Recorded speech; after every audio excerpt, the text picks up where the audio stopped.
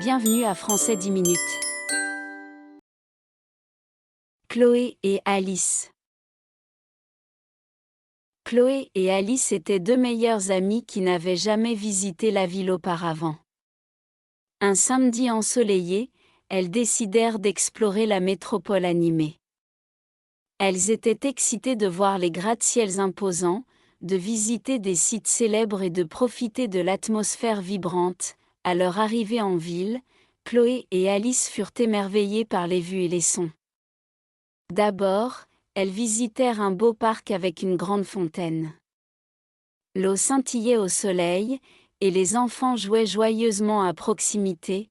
Ensuite, elles se promenèrent dans une rue commerçante animée, admirant les vitrines et les boutiques uniques. Après un moment, elles décidèrent de visiter un musée célèbre. À l'intérieur, elles s'émerveillèrent devant les expositions magnifiques et apprirent des faits fascinants sur l'histoire de la ville. Chloé et Alice prirent de nombreuses photos pour se souvenir de leur journée merveilleuse. Se sentant affamées, elles quittèrent le musée à la recherche d'un endroit pour manger. Elles trouvèrent un café charmant et apprécièrent un délicieux déjeuner. Le café était confortable, avec l'arôme de café frais et de pâtisserie remplissant l'air. Après le déjeuner, elles continuèrent leur exploration. Cependant, alors qu'elles se promenaient dans les rues bondées, elles se séparèrent. Chloé se retourna et réalisa qu'Alice n'était plus à ses côtés. La panique s'empara d'elle alors qu'elle cherchait son amie. Alice, aussi, était inquiète de ne pas trouver Chloé. Elle essaya de l'appeler, mais le bruit de la ville rendait difficile l'écoute. Les deux filles se sentaient effrayées et seules dans la foule, Chloé se précipita vers la fontaine, espérant qu'Alice s'y trouverait. En arrivant au parc, elle aperçut Alice debout près de la fontaine. Chloé appela Alice en agitant la main. « Alice ! Je suis tellement contente de te voir », dit Chloé en courant vers son amie et en lui donnant un gros câlin. Réunies, elles continuèrent leur aventure, profitant du reste de leur journée en ville et reconnaissantes de la compagnie l'une de l'autre. L'appel à l'éveil d'Ivy. Ivy était une élève de 8e année connue pour ses excellentes performances académiques. Elle était toujours en tête de sa classe, obtenant de bonnes notes dans chaque matière. Ses professeurs et ses parents étaient fiers de ses réalisations. Cependant, ces derniers mois, l'attention d'Ivy avait changé. Elle avait découvert un nouvel amour pour les jeux en ligne et les réseaux sociaux, passant des heures à jouer et à discuter avec ses amis. Au début, Ivy pensait qu'elle pouvait équilibrer son travail scolaire et ses nouveaux passe-temps. Mais au fil des semaines, ses notes commencèrent à baisser. Elle eut du mal à finir ses devoirs à temps, et ses résultats au test chutèrent. Les professeurs d'Ivy remarquèrent le changement et s'inquiétèrent. Un jour, son professeur de mathématiques, Monsieur Johnson, lui demanda de parler après le cours. « Ivy, j'ai remarqué que tes notes baissent. Est-ce que tout va bien ?» demanda-t-il doucement. Ivy baissa les yeux, se sentant embarrassée. « Je sais, Monsieur Johnson. J'ai été vraiment distraite ces derniers temps, admit-elle. » Monsieur Johnson hocha la tête. Il est important d'avoir des passe-temps et de profiter du temps avec des amis, mais il est également crucial de maintenir ses responsabilités. As-tu parlé de cela à tes parents ? Ivy secoua la tête.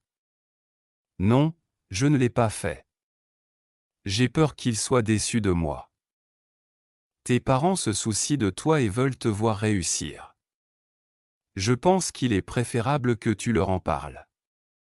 Et souviens-toi, il n'est jamais trop tard pour se remettre sur les rails, conseilla Monsieur Johnson. Ce soir-là, Ivy trouva le courage de parler à ses parents. Elle expliqua comment elle passait trop de temps sur les jeux et les réseaux sociaux et comment cela avait affecté ses notes. Ses parents écoutèrent attentivement et lui offrirent leur soutien. « Nous comprenons, Ivy. Il est facile de se laisser emporter par des activités amusantes, mais nous devons trouver un équilibre.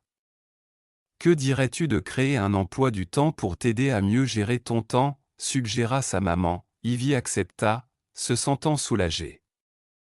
Avec l'aide de ses parents, elle créa un emploi du temps d'études qui lui permettait de se concentrer sur son travail scolaire tout en ayant du temps pour ses passe-temps. Elle limita également son temps d'écran pour éviter les distractions. Au cours des semaines suivantes, Ivy travailla dur pour rattraper ses devoirs et améliorer ses notes. Elle consacra du temps à étudier et demanda de l'aide lorsque c'était nécessaire. Peu à peu, ses notes commencèrent à remonter, et elle retrouva sa confiance en elle. Ivy apprit une leçon importante sur l'équilibre et la responsabilité. Elle réalisa que bien qu'il soit essentiel de profiter des activités amusantes, rester concentré sur ses objectifs et gérer son temps judicieusement était crucial pour sa réussite. L'aventure de randonnée de la famille de Marc. La famille de Marc attendait avec impatience leur sortie de randonnée. Ils avaient planifié cette aventure pendant des semaines, et demain était enfin le jour. La veille de la randonnée, la famille se rassembla dans le salon pour préparer tout ce dont ils auraient besoin. « Assurons-nous d'avoir tout prêt, dit le père de Marc. Nous aurons besoin de chaussures solides, de vêtements confortables et de beaucoup d'eau. » Marc et sa petite sœur, Lily, aidèrent leurs parents à préparer les sacs à dos. Ils les remplissent de bouteilles d'eau, de sandwichs, de fruits et de quelques collations. La maman de Marc emballa également une trousse de premiers soins, de la crème solaire et des chapeaux pour les protéger du soleil.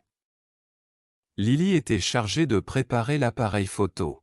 « J'ai hâte de prendre plein de photos, dit-elle avec excitation. Après avoir vérifié leur équipement, ils allèrent tous se coucher tôt pour bien dormir.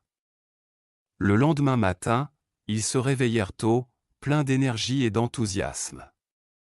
Ils s'habillèrent en tenue de randonnée, enfilèrent leurs chaussures et partirent pour les montagnes. Le trajet jusqu'au sentier de randonnée était pittoresque, avec de belles vues sur la campagne. À leur arrivée, ils furent accueillis par l'air frais de la montagne et le chant des oiseaux. Le père de Marc déplia la carte et montra à tout le monde le sentier qu'ils allaient suivre. En marchant, ils apprécièrent les paysages magnifiques autour d'eux. Le sentier les mena à travers des forêts luxuriantes, des ruisseaux murmuraient et jusqu'à des points de vue à couper le souffle. Marc et Lily couraient devant, riant et explorant, tandis que leurs parents suivaient à un rythme régulier. Ils s'arrêtèrent pour un pique-nique dans une prairie verdoyante.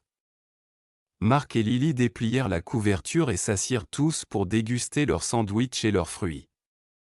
La famille bavardait et riait, profitant de la tranquillité environnante. Après le déjeuner, ils continuèrent leur randonnée. Ils atteignirent une belle cascade, où ils prirent une pause pour se reposer et prendre des photos.